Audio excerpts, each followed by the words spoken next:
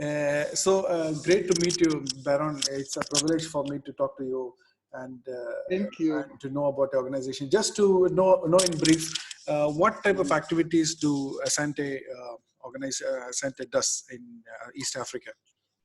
Yeah, so our focus is mainly on adolescents and youths, and with a higher focus on women for economic empowerment. And this we do through skills development, education support, and pay it forward. So the pay it forward model is whereby the youths who have undergone the skill training and our programs now go back to the community and establish community structures where they also teach other youths who have not been taught through the program the skills they've learned.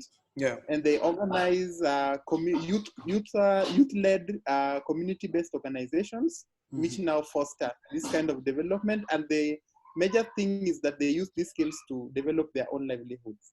So we work with schools. So our programs are implemented through the schools, both primary and secondary schools. And the scholarship program has an extension up to the university, of which we harness more of corporate partnerships and in-country partnership. We also have global partnerships because our head office is based in the US. So that is where like we harness global partnership, but in Kenya and Tanzania and Uganda, where we currently operate, we may also work a lot with local partnerships. So it's more about developing skills for a future. And I think right now we are approaching 2 million in our new strategic plan. It's targeting that we hit the 2 million mark. We are currently at 600,000 youths. That's amazing. That's amazing. And what are the major challenges you face, except from the financial challenges? What are the other challenges we face in uplifting these youths? I think as days go by, we also outlive some of these challenges because when we started in 2010, it's not the same as what we are doing right now. So maybe one of the challenges is that the corporate sector uptake is still, it's always quite low because we try to have a lot of corporate partnerships and even inclusion of government services. For example, the devolution system that is now being implemented in Kenya. So we also try to work closely with the counties in order to for them to uptake these services or for the youths, to support the youths. So the youths themselves still have a challenge of getting the system absorb them. For example, access to financial services by the youth, which is now helping them to start off their businesses. So we are also really trying to network more, especially with bodies that can support the youth to have access to financial services, which they can use to increase their businesses. We are also doing a lot of apprenticeship and mentorship sessions, avenues where youth can also get apprenticeships and the mentorship so that they can also be able to grow in their skills to run their own businesses. So basically, let me just say the normal economic and political landscapes of countries also really affect how the youth programming succeeds, because it's more of a system that is still trial and testing. But where you see the goodness with the Asante Africa Foundation is that it has never lost hope in thing for that advocacy, and therefore we are getting into a level where we are starting to communicate with various entities of the government so that they can see the need of involving the youth and that youth inclusion. And even the kind of partnership that we do is always strategic, that we build a skill so that you can carry the skill, and we don't like carry you along the way. You now carry yourself. I think it's like a long-term investment. Yeah, it's more of a long-term investment because in fact, even our impact evaluations are always done after 5 years, for example. So we do 5-year impact evaluation and see like youths who have completed university, how many of them are now using these skills to get into job markets, how many of them are getting into entrepreneurship. Those who did not go into university, how many of them have ventured into businesses, and those who joined vocational institutions, how are they faring on as well? So it's more of a long term. Yeah, and even with an extension even to their own homes.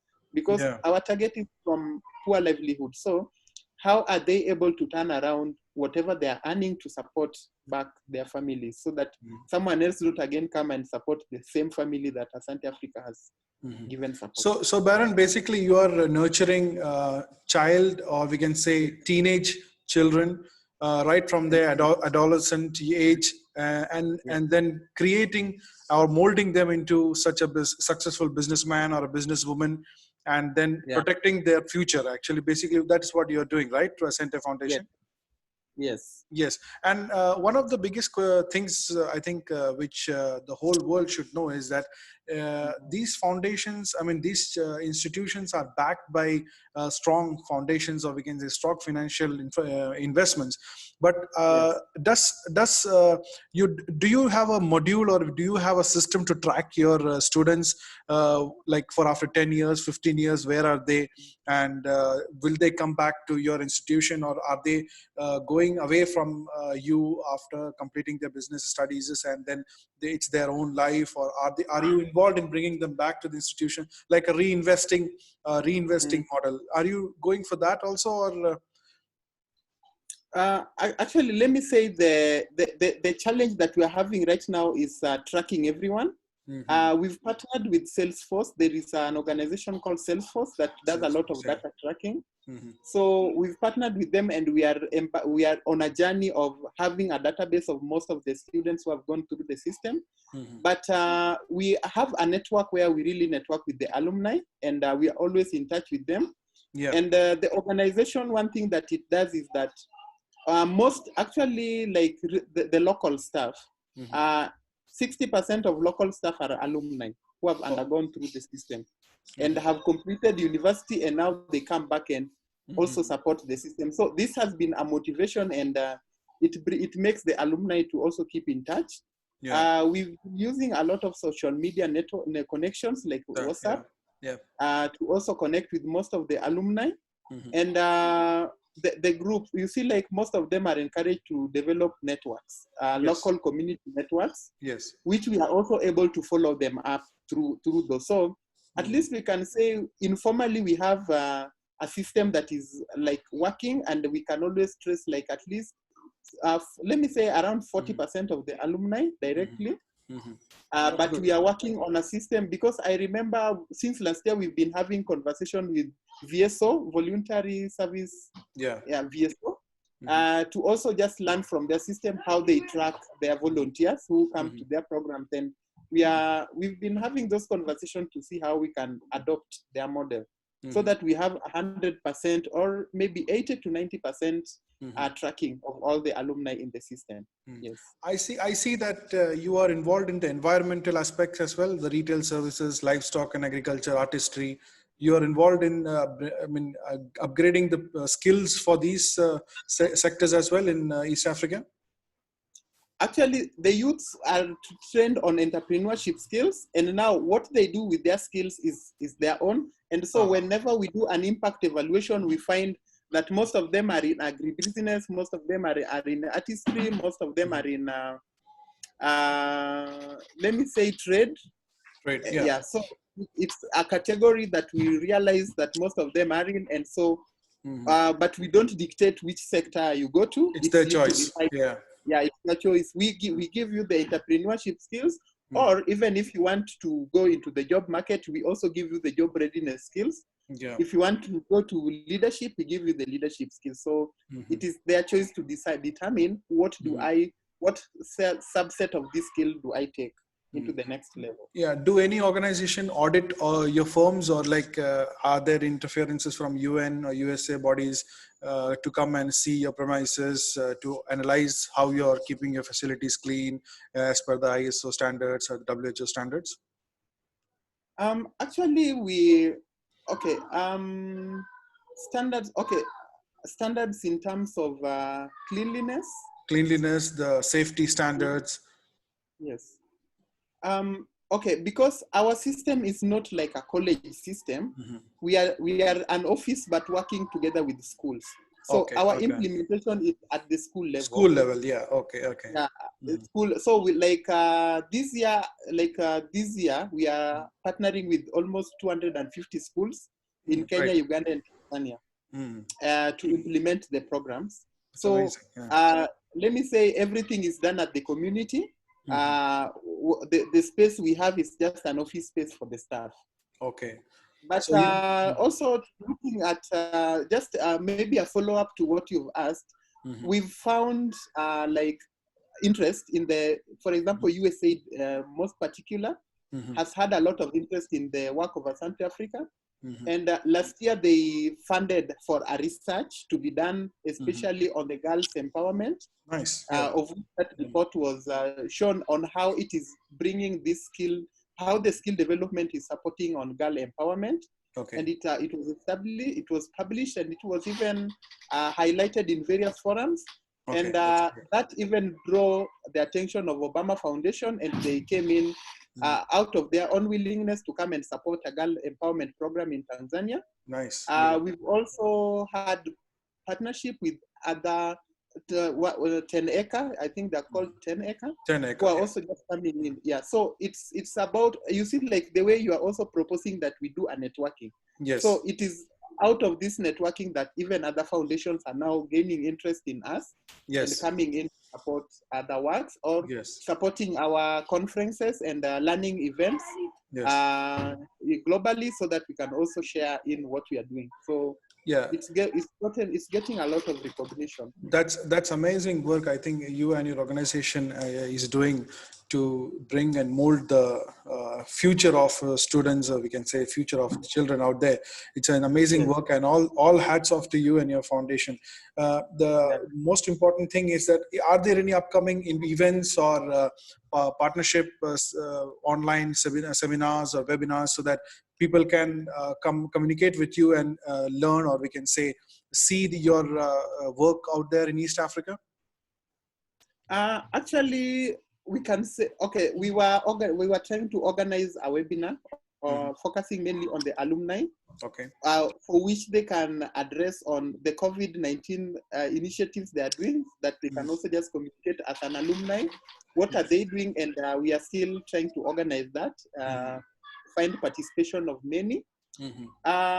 However, most of the webinars we do are in-house, and we are also invited to a number of webinars. Yeah.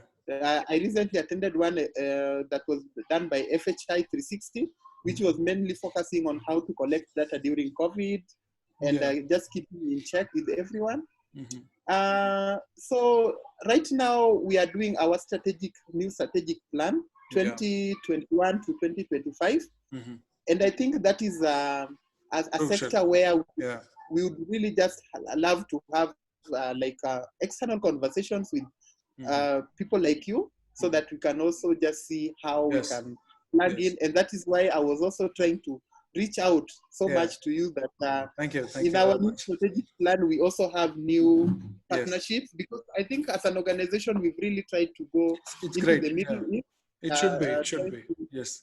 to go into like partnership with the likes of Dubai Cares, Yes. the likes of Educate a Child, Mm-hmm.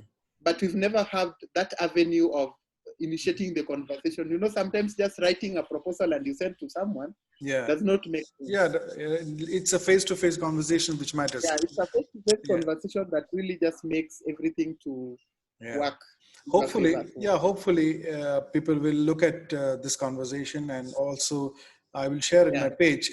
Let us all yes, contribute together, because it's a good thing which you are doing yeah, and which your organization is doing. And I yes. think you have to spread the awareness to the whole world that should Mm, not be limited in Africa, or we can say East Africa itself. It should be it should be in a global. It should be in a global way, especially yeah, in this condition where the children have been harassed or tortured, yeah, and they have yeah, been considered as slaves in some countries. It's like yes, it's like very unfortunate to see, and they die of hunger also. So it's very unfortunate to see those people, those kids dying like that in the streets. So governments should interfere. I think governments should come in and promote the organization like Asante Africa Foundation, and yes, not only invest on them, but also publish their activities all over the world, so that you can find yes, branches of Asante Foundation in each country. and then Mm. people can support globally on a global network. I think that's what governments should do, and hopefully we have a Yeah. fantastic government in UAE, and hopefully the leaders of UAE government Mm. will have a glimpse on Asante Africa Foundation also. And I willing, Yes. inshallah, it will be a great honor for us to support your channel as well. And I will Yeah. personally, in my LinkedIn pages, also publish the networks, I mean, the catalogs and the websites of Asante Mm. Africa Foundation too. Anything you want to Okay. add closing before closing in regards to COVID-19 situation? Because I think it's out of control already, but still, what are the measures you are taking Yeah. there in your foundation? So, okay, what I was actually doing a report that we want to share also with the Obama Foundation. They had requested for just an overview, a brief report. Mm-hmm. But what I can say is that the 3-month support for livelihood, because this was like a veering off from our normal programming, Mm-hmm. to just step up. And we even also didn't, I think we've been able to raise around $136 towards COVID support, both globally and in country. Mm-hmm. And that was not within our this year's budget. It was just out of the COVID response strategy we put forward. Mm-hmm. And so I think right now our major focus is on post-COVID support, and Yes. especially on gender-based violence cases that are also rising. So Mm-hmm. especially on how to support students to regain learning once they go back to school. Mm-hmm. And also supporting livelihoods, because one thing that we see, one post-COVID response that we want to oversee, to look at, is increased number of intake in the scholarship program. Yes. Because a number of students might lack to go back to school because Yeah. parents will not They'll have be afraid. Yes. proper income to take them back to school. So Yeah. that is one of our post-COVID response strategy we are looking at, and we are already strategizing on how do we go about it. Yes. Another thing that I would say as a parting shot is, could I maybe kindly also organize a joint call with maybe our CEO as well? So we also just have a deeper conversation as well with other team members, maybe for Yes. Friday, if you are able Sure, to. no problem. We can arrange a webinar type of event. Mm. I will inform you the dates. But this is such Yes. a brainstorming session, because it's a Yeah. fantastic thing to know about Asante Africa Foundation. Exactly. Anyway, Very, people, yeah. let's share this on our web pages so that people can know about this in more Yes. detail. I will update you for the next conversation soon. Let us go in deep and dig Yes. deep so that we can be of help for each other, and let us all contribute No problem. by knowledge wise as well as by our professional networking wise. Okay, thanks again, Brian, for joining from Ghana. Thanks a lot. Thanks a lot for coming online and sharing your thoughts. Thanks a lot. Thanks a lot for connecting. Thank you so much for organizing this, No and problem. we keep the conversation. Yes, yes, sure. Okay. Thank you very Thank much. you. Thank you. Okay. Okay. Have a nice afternoon. Same to you. Same to you. Bye-bye.